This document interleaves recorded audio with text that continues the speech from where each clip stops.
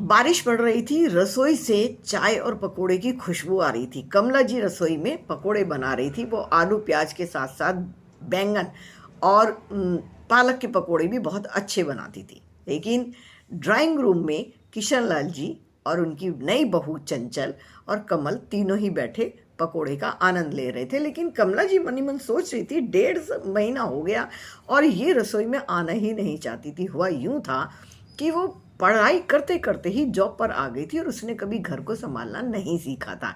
लेकिन कमला जी चाहती थी कि अब इसको कैसे सिखाया जाए। वो प्यार प्यार से, क्योंकि चंचल का स्वभाव बहुत ही प्यारा और मासूमियत से भरा था। तभी उन्होंने कहा, सुनते हो जी, कुछ क्या किया जाए कि ये धीरे धीरे अपने कामों को समझना सीख जाए। अपना कम से कम घर का नहीं तो अपना और कमल का तो सीखे। तो तभी किशन लाल जी ने कहा, चलो 4 धाम यात्रा करने चलते हैं, अपना बैग पैक कर लो। कि उससे क्या होगा, आप चलो तो सही भाग्यवान। और दोनों के दोनों ने 4 धाम यात्रा का प्रोग्राम बनाया। दोनों जब 7 दिन बाद लौटे तो किशन लाल जी ने उन्हें रास्ते में कहा, आपको एक चीज पता है, जिम्मेदारियां दी जाती हैं, आपने छोड़कर कब सोचा कि इसको जिम्मेदारी देनी चाहिए, या आपने उसको अपने साथ साथ कब लगाया कि उसको धीरे धीरे सिखाना चाहिए। नहीं, मैंने कई बार कोशिश की है, लेकिन वो शायद इस चीज़ को नहीं समझ पा रही है, क्योंकि उसको समझ आ चुका है कि वहाँ भी मम्मी जी होती थी, यहाँ भी मम्मी जी होती है, वहाँ भी मैं नहीं करती थी तो यहाँ भी नहीं करती हैं। अभी तक उसको शायद ससुराल का समझ में नहीं आ रहा था। किशन लाल जी ने कहा कि अब 7 दिन के बाद आप देखना उसके अंदर क्या चेंज आते। घर पहुंचे, घर जाकर देखा तो दोनों आलू के पराठे बना रहे थे। आलू के पराठों बनाने में दोनों एक दूसरे की हेल्प कर रहे थे।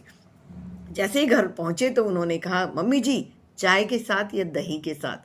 कमला जी को तो मानो दिल को ठंडक पड़ गई थी कि जो मैं चाहती थी वो धीरे धीरे शुरू हो गया था। कमल धीरे धीरे चंचल को सब कुछ सिखा रहा था और उसने कहा, मम्मी जी मुझे लगता है कुछ नमक कम लग रहा है। कमला जी ने कहा, कोई बात नहीं बेटा, थोड़ा सा और डाल लेंगे तो बहुत अच्छा सा हो जाएगा, लेकिन तुम ये जो कर रही हो ये मुझे अच्छा लगा है। मम्मी जी शुरू में तो मुझे कुछ समझ में नहीं आ रहा था, चाय तो पूरी गैस पर फैल गई थी। तब कमल जी ने इसको साफ करते हुए मुझे बताया था कि एक ऐसे डस्टिंग करके हम इसको कर सकते हैं। अब मुझे अच्छा लग रहा है, जब मैं खाना बनाती हूँ ना तो मुझे खुद को यकीन नहीं आता कि मैं इसको बना पा रही हूँ। और कहते हुए कमला जी मुस्कुरा रही थी कि धीरे धीरे चंचल घर को संभालना सीख रही थी।